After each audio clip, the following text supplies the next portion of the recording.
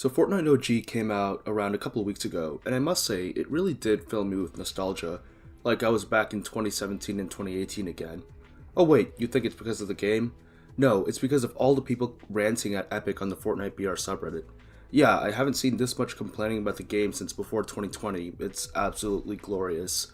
Most of the complaints seem to be about difficulty, and there are two camps. When the game mode initially came out, it seems like people were only being sorted with other real people, meaning that people of different skill levels would be placed in the same match, resulting in a lot of deaths where you would just be instantly destroyed by someone better than you.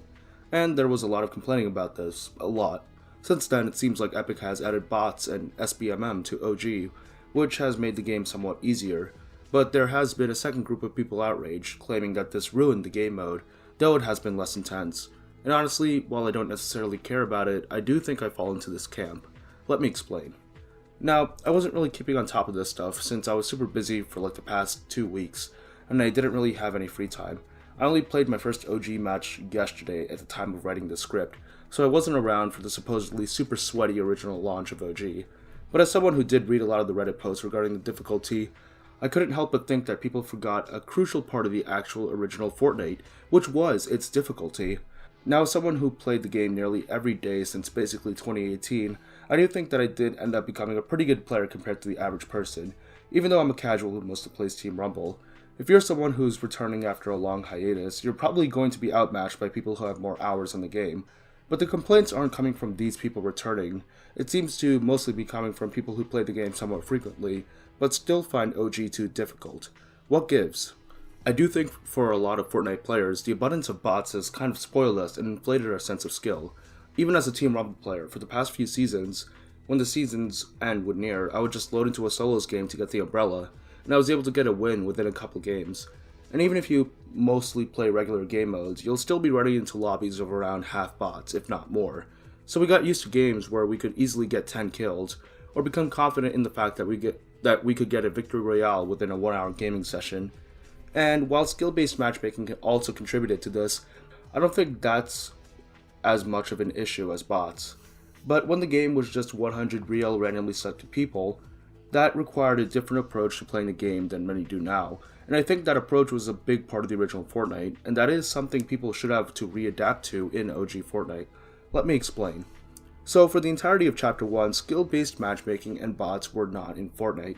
So that meant when you loaded into a game, you were loading into a game with 99 other random people of varying skill level, and they could either be someone playing their very first game or a pro streamer, and that fundamentally changed the strategy of the game. For the past few years, we've become used to being able to choose where we drop without much consequence, but that wasn't the case back in Chapter 1. You had to think about where you dropped. If you knew you weren't a good player, you had to land on the edge of the map, maybe even at an unnamed location, and you needed to scrounge around for whatever you could get. For the first 2 months or so of playing the game, my go-to landing spot was the castle right outside Lucky Landing. It was actually pretty good. It was at the edge of the map, so I wouldn't run into a lot of people, but there was also a decent number of chests. If there was nobody at Lucky Landing, I would go there afterwards to loot, or I would even go there if there were a couple other people, if I was feeling brave and I thought I could take a fight. Landing somewhere like Tilted Towers was unthinkable. If you were an average player, you know that landing tilted was a death sentence. You would instantly be killed because Tilted was where all the good players went. That was part of the strategy. Tilted was meant to be dangerous, but it was dangerous because there was a high reward, loot. Tilted had a bunch of chests, meaning that it had a higher chance of getting better loot. And if you're skilled enough to drop in quick and fight your way out, or if you're real good and were able to kill everyone else at Tilted, you had a real good chance of getting some good weapons and heals. But you had to survive. That's another thing, scarcity of items. People have noted the scarcity of good weapons and heals in the loot pool of Fortnite OG, and that was another aspect of the strategy in old Fortnite. I think nowadays Fortnite encourages a hyper-aggressive playstyle, with you basically being guaranteed at least some OP epic rarity weapon and lots of heals from just a few chests. However, back then, just getting a blue weapon was considered great. Anything higher was a rare, coveted event, and the lack of heals would make you think twice before getting into a fight. Was it worth it when it could leave you weakened and vulnerable? Because there was no guarantee that you could heal back to full health. Of course, if you were a good player, you would care less since you had access to more loot through control of bigger POIs and the ability to eliminate and take items from enemies, But if you're a less skilled player, that was also something you had to take into consideration for your strategy. You see what I mean? It feels like a lot of modern Fortnite is just aggressive W keying and picking fights with anyone you see, which does make for a more energetic and faster paced game, but it was also something that was fundamentally different from old Fortnite. It was a much more methodical, thoughtful game, with you needing to think of different ways to succeed based on your skill level. There is a reason why bush camping was a big strategy back then. It was maybe more passive and nerve-wracking, but it gave you a shot at the victory if you got lucky and landed a surprise attack on the last other person. And if you wanted to get better, you had to be ready to fail and die in a lot of fights. But that grit would make you better, and that gap in difficulty was part of what made the old game fun and iconic. Remember people trolling default skins? Or that rush of fear you get when seeing a Black Knight or Reaper skin? Since back then just completing the battle pass made you a legendary player.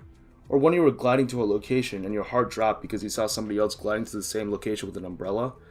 These iconic parts of early Fortnite existed only due to the skill gap which was present in every game.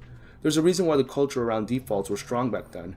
Everybody made fun of them for being new and inexperienced, and yeah, they were easy kills, but we all knew that we all started off as defaults, and the expectation was that they would need to grind and learn to become better, just like we did.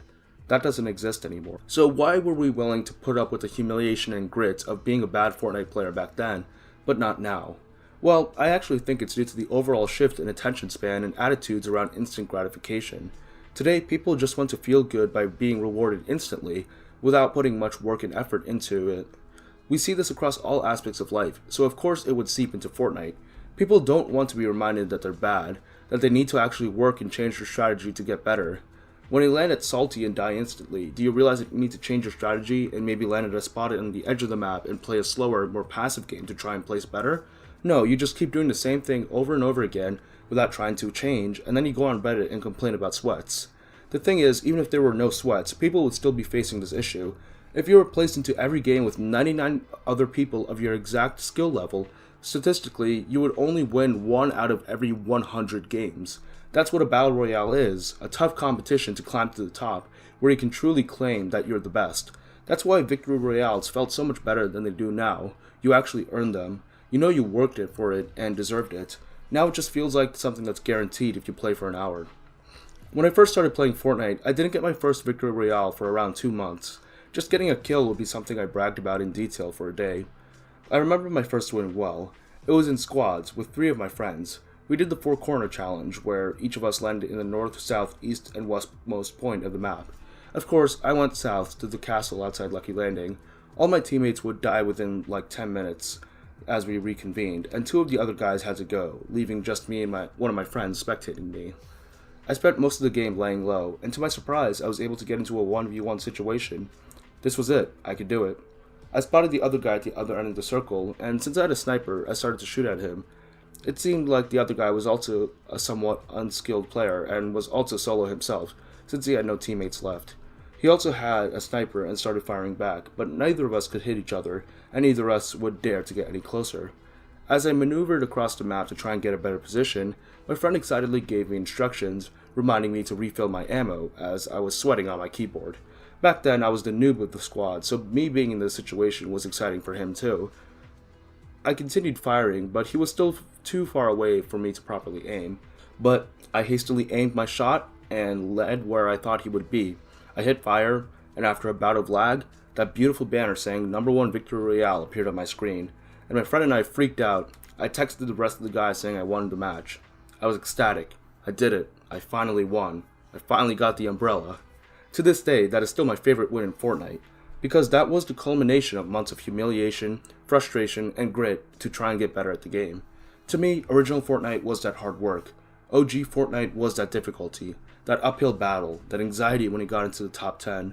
That was the real feeling that made OG Fortnite special compared to modern Fortnite. So it does pain me to see that people want that removed just to feel better about themselves. So to all of you watching this video, I have a message. It's not just about Fortnite. Don't demand or expect the easy route. Don't be afraid of failure or humiliation. Take it and transform it into determination. Work hard to get better, because the harder the climb, the sweeter the feeling of success when you finally achieve your goals. This has been Ryvecha, and thank you for watching the video. Make sure to like, comment, and subscribe. I'll see you guys next time.